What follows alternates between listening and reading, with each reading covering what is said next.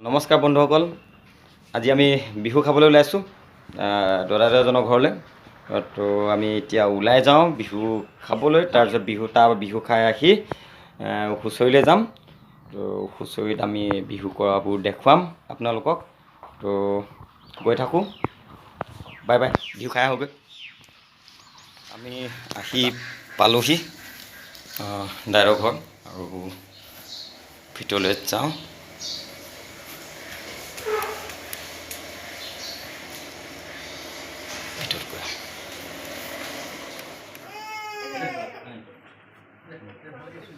আমাৰ অসমীয়া সমাজত বহাগৰ বিহুত সৰুৱে ডাঙৰৰ পৰা আশীৰ্বাদ লোৱাটো এটি পৰম্পৰা হিচাপে অতীজৰ পৰা চলি আহিছে, আৰু সেই পৰম্পৰা ৰক্ষা কৰি আমি তিনিওৱে এই বহাগৰ বিহুত আমাৰ দদাইদেউ আৰু খুৰীদেউৰ ওচৰলৈ আহি আশীৰ্বাদ লৈছোঁহি।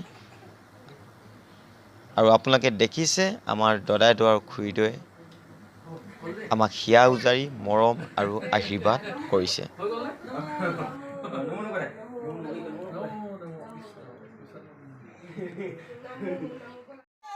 আজি আমাৰ গাঁৱৰ ভাইটিকেইজনমানে আমাৰ ঘৰলৈ আহি বিহু কৰিছেহি।